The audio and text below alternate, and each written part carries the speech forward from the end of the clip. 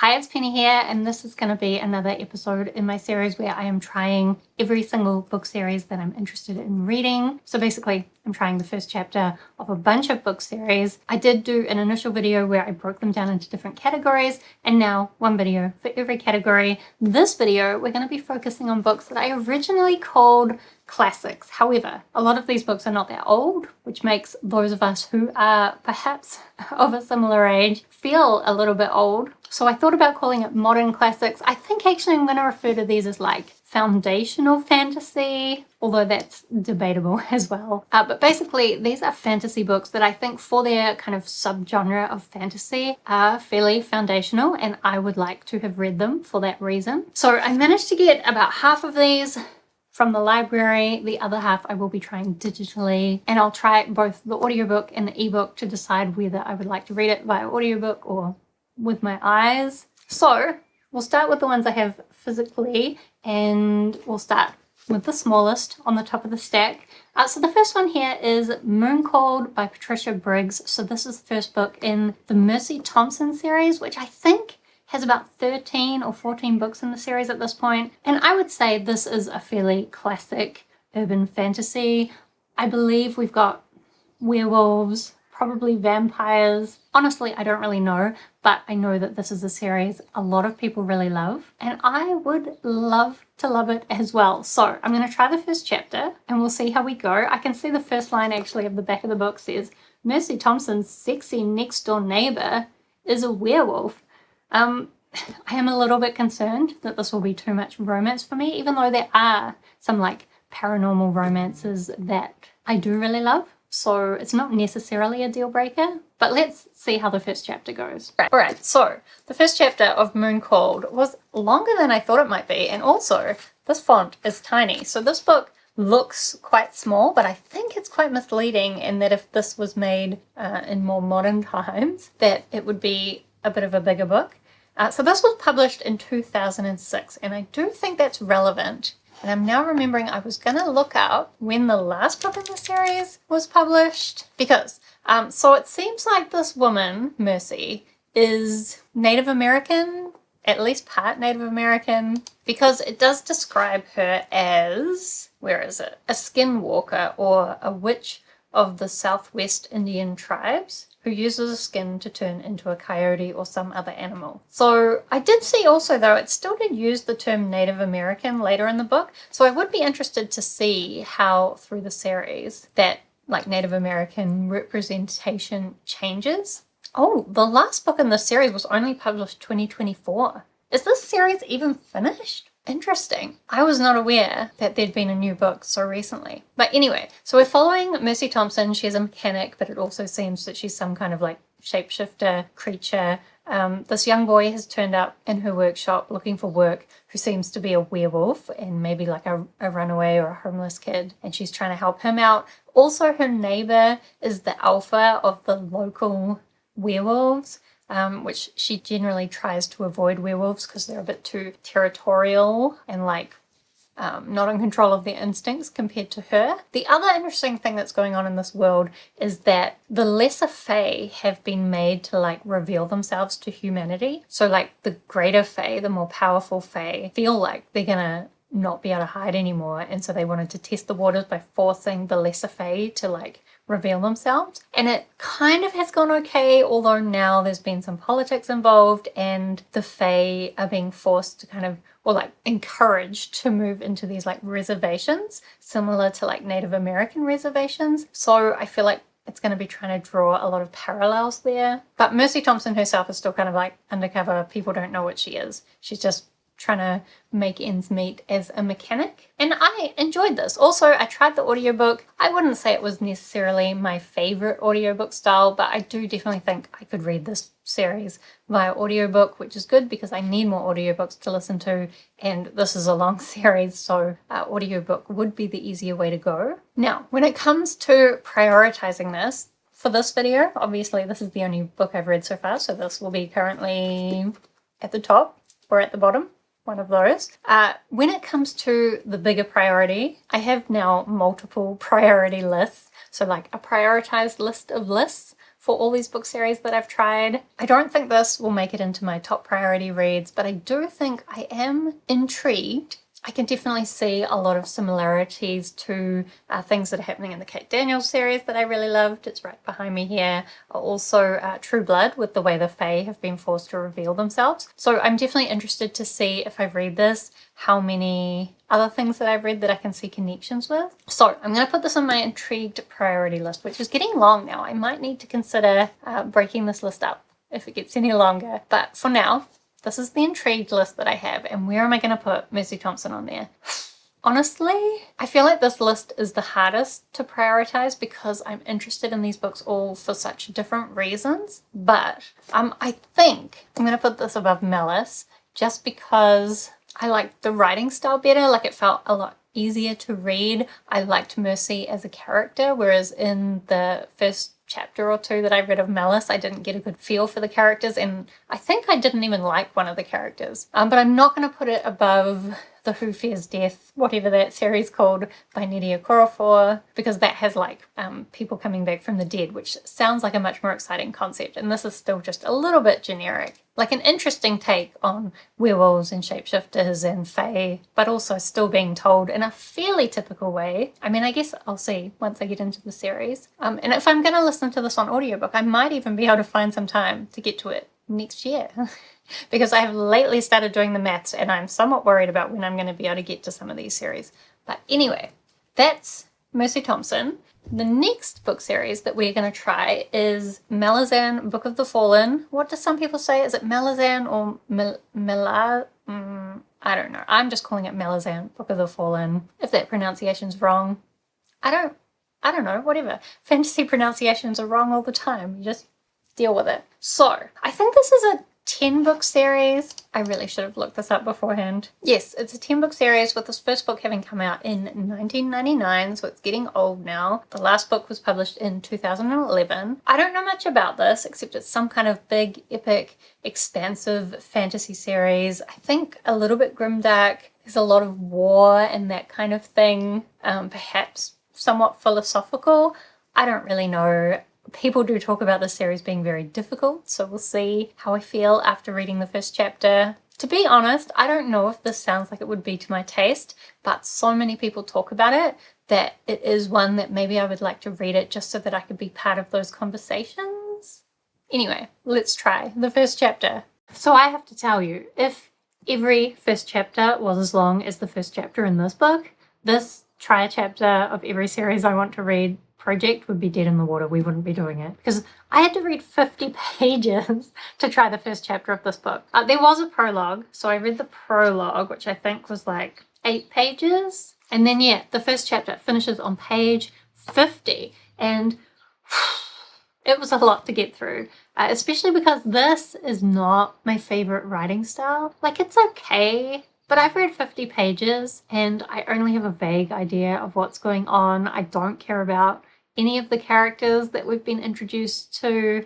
I only got like a very small introduction to, I guess the main character we've gotten so far is this young noble boy, and he's managed to kind of get himself promoted to be, like, he's in the military and he's going to work with the adjunct of this empress. So the empress seems to have come into power. Something's happened to the emperor. Was he killed? Probably. And the empress has like instigated this culling of all the magic, or like a prohibition of all the sorcery. And they've been killing off a bunch of magic users, I think. But it also seems like these magic users or sorceresses,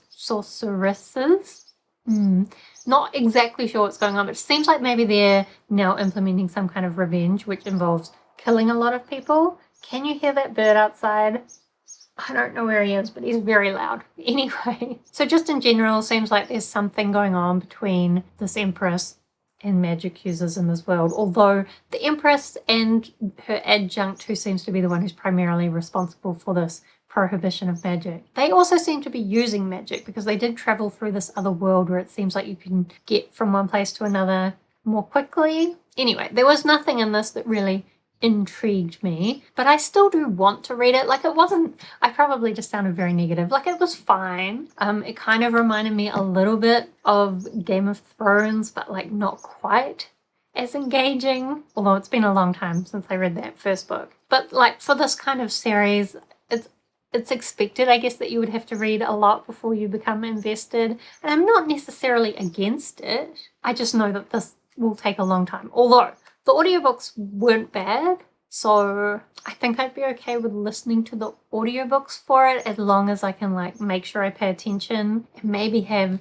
a look at like some kind of Wikipedia to keep track of the different characters, maybe. Although so far, like from that first chapter, I wouldn't have any difficulty with keeping track of all the characters. But just from what I've heard, I think there will be a lot. Anyway, in terms of priority for this video, I would actually put Mercy Thompson above this. It seemed a lot more interesting to me, as well as like much more engaging and easy to read. And then for the bigger priority, so I'm going to put this in my want to read priority list, because as I said, I want to read it, but I'm not like intrigued, or it's definitely not top priority. So in the want to read priority list, I think I'm going to put it above Daughter of Smoke and Bone, because I still think this fantasy world is going to be more to my taste than like a YA romantasy story. Even though I have loved Laini Taylor's writing style previously in like Strange the Dreamer, I still think Malazan would be more to my taste than that. But also, like, it wasn't as interesting as the setup in Leviathan Wakes, so I'll keep The Expanse above Malazan in the priority. So that's the current priority in the want to read list. That I honestly don't know when I will get to these books. However, if I'm reading Malazan on audiobook, it might manage to get picked up earlier, maybe even next year, maybe. No promises. Okay, so next I'm going to try the first chapter of Parable of the Sower by Octavia Butler. So this, I think, is just a duology, the Earthseed duology, and I think it's about this woman who can feel the pain of others, and then I think she kind of ends up creating her own religion, from what I've heard from people. I'm not sure. I actually wish I'd read this earlier, because it is set in 2024, although I think it goes into 2025, but it starts July 2024.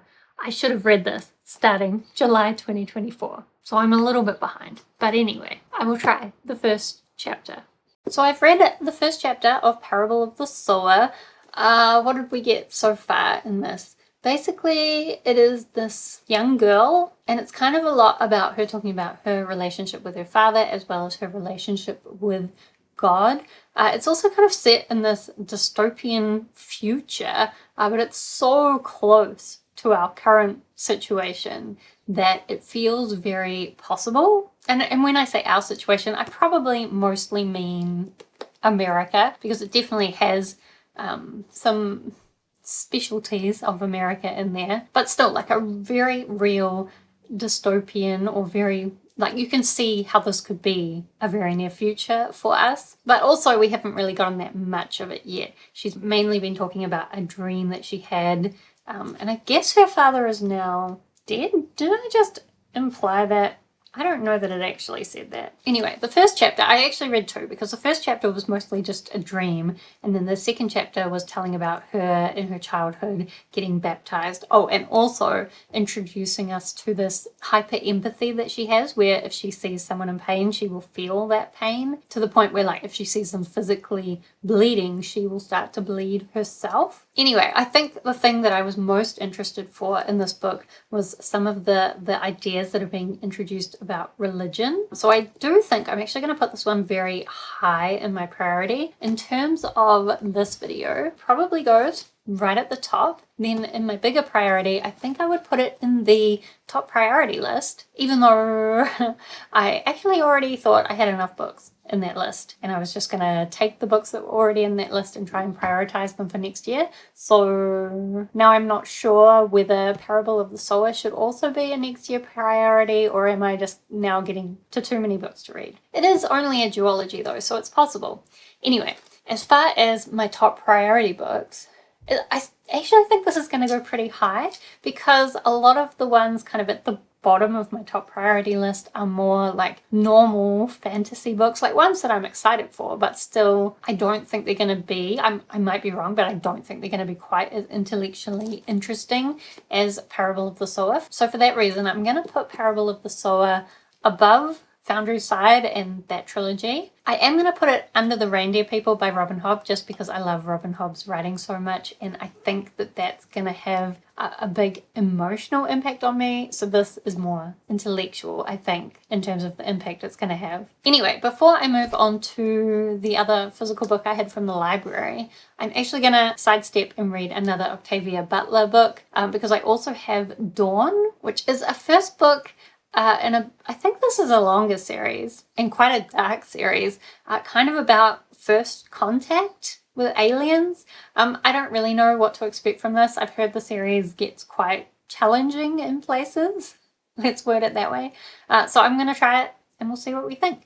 So for the audiobook of Dawn, I actually could only get it through BorrowBox. Like I couldn't get a preview on Audible, and my library only has it through BorrowBox. And BorrowBox's audiobook samples start from chapter 2, or this one started from chapter 2, which is an interesting approach. I can maybe see why they might do that, because sometimes like the very beginning of the book isn't representative of how the book goes once it gets going. So like I've had that problem in the past with my triad chapter things. So like I can see starting from chapter 2, but also that meant I started this book at chapter 2 and I was like, what? And sometimes chapter 2 is a spoiler. So I just don't know that that's a great idea. But then I did get the Kindle sample and I read the first chapter with my eyes, and it was interesting.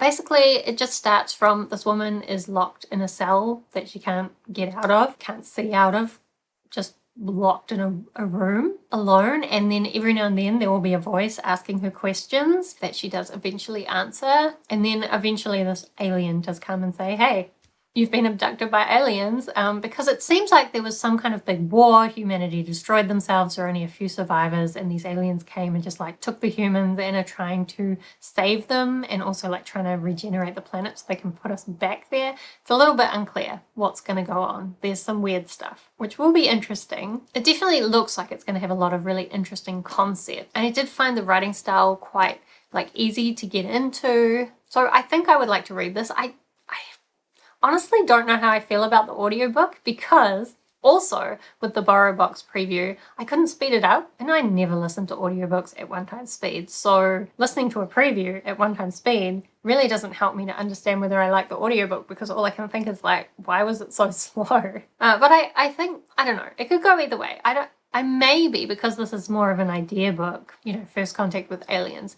I might try and read it physically, because I think the books are fairly short as well. So I might try and read it physically with my eyes, I think is the best way to say this. I used to always say physically because I meant like physical books like this, but now I read them a lot in ebook form, so that's not really physical, it's digital. Anyway, this is a sidetrack. Let's talk about priority. So I think that I had a little fight with myself about whether I should put it above the Mercy Thompson book or not, but I do think that the concept is more interesting. So I'm going to put it above the Mercy Thompson book. I don't know why I'm using my ebook to represent this, but I'm going to put it above the Mercy Thompson book, but I'm not going to put it above Parable of the Sower. I think mainly just for me, the concept of religion and all that was more interesting. So that's my priority order for this video. When it comes to putting Dawn into the bigger priority, I want to put it into that intrigued priority list, but that means that list will have 13 books in it, and because of screen space, actually, I've decided that's the limit. So at this point we have to break the list down. So I've broken intrigued into 2 parts, and I've decided to call the higher part keen. I don't know, naming these lists is getting more and more difficult. So we've got top priority, keen, and then intrigued. So I am going to put Dawn into keen, so like the top half of what was the intrigued list. And I'm going to put it above the Witcher books, because I think just it's a more interesting setup, but also the writing was a lot easier to like get into. But I'm not going to put it above the first binding, even though I have now already read the first binding and it was a massive disappointment. But that first chapter was really interesting and really great.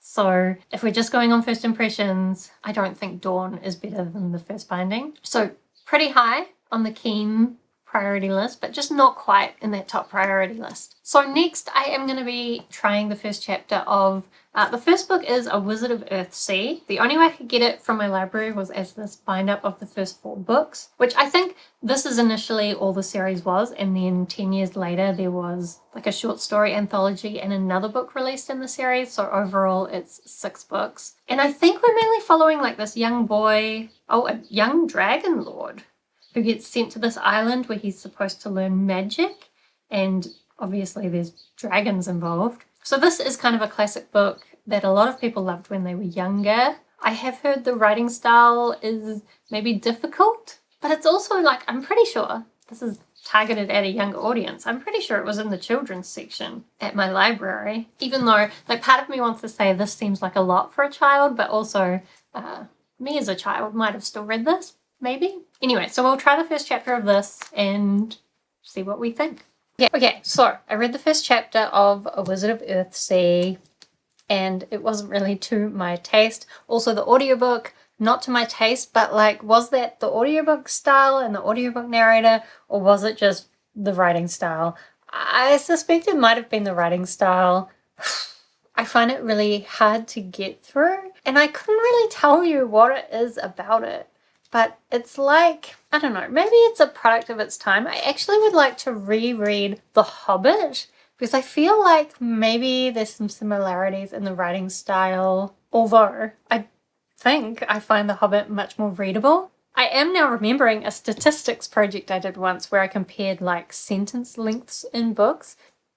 Anyway, as part of that, I found The Hobbit has really long sentences, and I actually already knew that because I read that out loud to my brother, and saying those sentences without breathing was really difficult, like a test of my fitness. And I suspect the sentences here are just really long and complex too. I do wonder if it might change as the story goes on, because this was kind of, the first chapter was kind of telling this young boy's like heroic use of magic, and how he then has kind of gotten in a position where he's now going to be trained in magic by some kind of like Gandalf-y type figure. So like once we're actually following more concise events rather than just like big heroic deeds, maybe it will be a little bit easier to read. Maybe we'll be forced into shorter sentences and like more dialogue. I think I can see there's going to be more dialogue. Maybe. I'm seeing some big long paragraphs in here. And I just think, because as well this is aimed at a younger audience, I'm not convinced that there's going to be anything in here that I find particularly new or fresh. And I mean, I think that's why I wanted to pick this up, as it's more of like a foundation of fantasy. So I definitely still want to read this, but I'm not sure I'm going to love it. And maybe I won't even make it beyond the first book in the series when I do try it. Also, it might be a while till I feel motivated to get to this. Anyway, if we're thinking about priority, I am going to put it at the bottom of this pile for this video, because Malazan, even though I thought Malazan was going to be a struggle, I tell you, Earthsea is definitely going to be even more of a struggle. And at least Malazan, I feel like there should be some interesting adult themes to keep me interested, but I'm not convinced I'm going to get that with Earthsea. So that's the priority for this video. Then in my bigger priority, as I said, I do want to read this series, so I'm going to put it in my want to read priority list. But I think actually I'm going to put it right at the bottom, because all the other books I had in this list I actually want to read more. I actually almost considered putting Earthsea in maybe, but I think I do. Ooh, I'm doubting myself. For now, we're going to leave it at the bottom of want to read. It's possible future reads might convince me to bump it down into maybe. I guess we'll see. Next, I want to try another series by Ursula K. Le Guin. This is more of an adult series, so that should be better. So I'm talking about the Hainish cycle. I think this is less of a fixed series and more of like a series of interconnected novels, or more it's just like some kind of advanced civilization going out and exploring these different planets, and each story is kind of an exploration of a different society or civilization. I have actually previously read, and maybe it's on my shelf somewhere. Here it is. So I have previously read The Left Hand of Darkness by Ursula K. Le Guin. In this one, we follow this man who goes to this planet where there is no male or female except for during their mating cycle. And this man finds that quite confusing, but eventually maybe he comes to understand it a bit better. Anyway, I did really love this when I read it. And then I found out that this was part of this series. If it's a series, I don't really know. If you have read any of these books, I'd love to know what you think about reading this as a series. I think in the series, there's kind of 9-ish books, although one of those I think is more like a short story anthology. And then there are some other short stories throughout the series as well. Anyway, what I'm going to do for this video is I'm going to try the first one, which is called Rocannon's World. I don't know anything about it other than I assume we'll have some kind of people going to some other planet. And the cover has some kind of like tiger, flying tiger. I do like a flying tiger, so I'm hoping I'll like it. So I read the first chapter of Rocannon's World, and firstly, did I try the audiobook? Oh, I think I did, and I didn't like it. And also it was one of these ones where there's actually a prologue. So the audiobook was pretty much just the prologue, but the prologue seems to be very different from the rest of the story. Maybe. I'll get to that. But also like the prologue was very heavy info dumping about this world, and reading that via audio was just really hard to keep up with it. I don't think that's how the story continues though, because after the prologue, we move on to this story.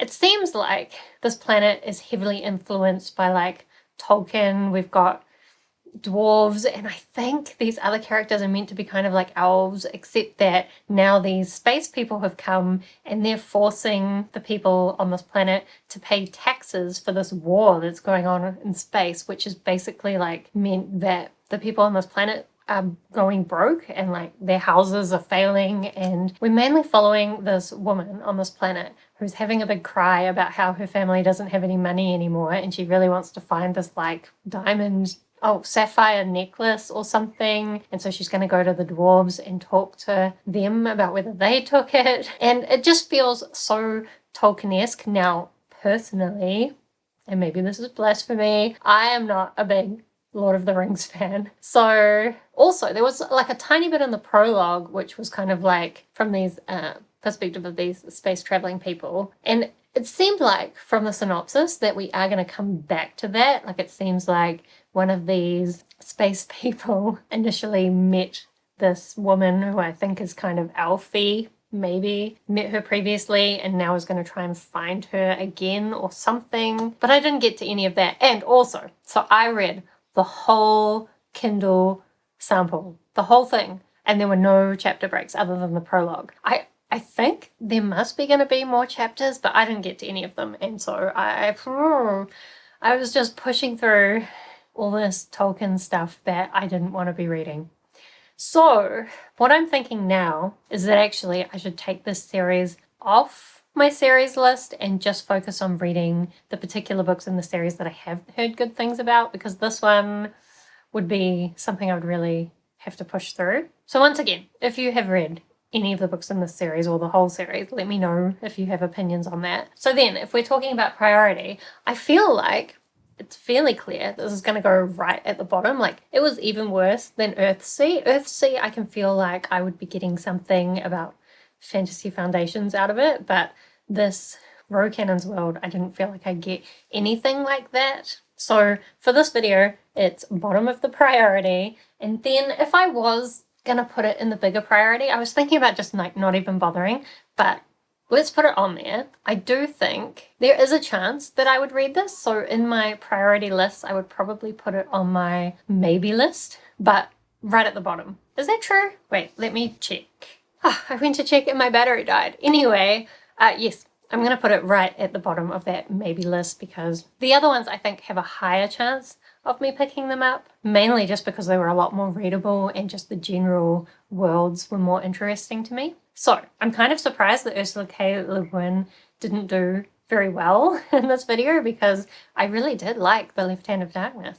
I think I just need to be a little bit more selective when I'm picking up her stuff. Anyway, the next series that I'm going to try a chapter of is the Discworld series by Terry Pratchett. So this is a really long series. I think there's like 40 books in the series, and it's very well loved. But my concern with it is that I don't tend to like books that really lean into the humor, and I think this humor especially is kind of absurdist and satirical. Don't really like absurdist humor, and sometimes I feel like satire doesn't hit the mark because I'm from a different country. So, you know, there's some, like, New Zealand's not that different from the UK and America, but there are definitely some cultural differences. Anyway, I know I tried the Discworld series back, just a random book. I don't actually even know which one. I tried it back in university, I think, and I just thought it was complete nonsense. I didn't understand it. I thought, no, I'm not going to read this. So I'm a little bit scared about trying this series, but we're going to do it. I actually am going to try the first chapter of Mort. I've had a look at the Discworld series, and I feel like the death books are the ones that are the most likely to appeal to me. Maybe that's not the right decision, but that's what I'm going to try first. So I'll try the first chapter and let you know what I think. Okay, so I've read what I'm going to call the first chapter of Mort. I've realized Terry Pratchett doesn't like to have chapters. That's fine. I've read until I felt like it should have been the end of a chapter where basically Mort has agreed to become the apprentice of death. So Mort, by all accounts, a young man who thinks too much, and there's a lot of doubts around his future. He goes to this apprentice fair, puts himself forward. Nobody wants him, except at the last minute, Death turns up and says, "Want to be my apprentice?" So that's all we got. I will say it wasn't as bad as I was afraid it might be. I don't think it was as funny as I thought it might be, but that's not necessarily a bad thing in my opinion. There were a few moments that made me kind of chuckle to myself, not laugh out loud, but like kind of funny. Also just kind of interesting. I do think for me the right decision was to start with the death novels. Actually, the very beginning of the ebook said the death novels are a good place to start, and Mort is a good place to start. So I was happy to have the ebook confirm my decision. I didn't think it was too absurdist. I do wonder if last time I was maybe just put off by the description itself of Discworld as like a world on top of a stack of turtles, whatever. Like this time I just kind of went whatever and moved on to the story. But it definitely seems like it could be interesting. So actually, I was surprised when I went to prioritize it amongst the rest of these books. I ended up putting it quite high. Like, definitely better than the Ursula K. Le Guin ones that I didn't particularly like. Definitely better than Malazan. I was debating a little bit about the Mercy Thompson books, but I do think in the end, Discworld is more unique and more interesting. So I think I'm going to put it there, above Mooncold but below Dawn by Octavia Butler, because I definitely didn't think it was as interesting as Dawn seemed to be. So I think this is going to be my priority list for the books that I read in this video. And then when it comes to the bigger priority, I'm going to put Mort into my intrigued list, but I am going to put it right at the top, as I said, above Mooncold. Just Mooncold was one that I feel like I can have a lot of fun with, but it is also just a urban fantasy that I feel is going to be pretty typical of the genre, whereas Mort does seem like something a little bit more unique. And I am actually now kind of intrigued by it. I'm still a little bit scared of the fact that that's a 40-book series.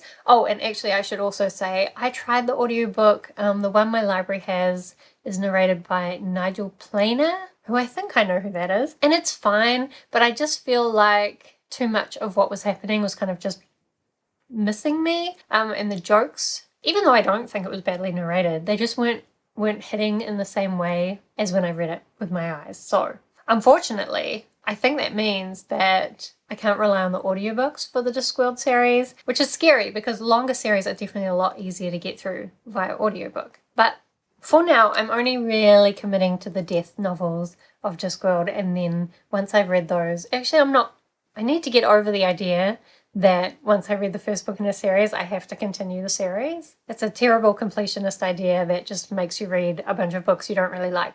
I need to get over that. But at this point, I'm planning to read all of the death novels and then reconsider how I feel about continuing on with Discworld. Anyway, that means this is the end of the video. Normally at this point I try to summarize where I'm at with my bigger priority, but now that I've split things into multiple lists, I feel like that's way too confusing. I will note that in this video, the only book I added to my top priority list is Parable of the Sower. So this is probably the only one of these books that I will try to get to in 2025, and then any of the others we'll just have to see how I go for time, because I have a lot of top priority series that I would like to read now, and as usual, never enough time for reading books. But anyway, if you have read any of the books that I talked about in this video, I would love to chat with you about them down in the comments. Oh, and also, if there are any series that you really love, especially fantasy and sci-fi series, that you don't think I have on my bigger list to try, let me know about them down in the comments. Do subscribe if you'd like to see more of my bookish videos. Otherwise, thank you so much for watching. I hope that you are doing well, and I will see you next time.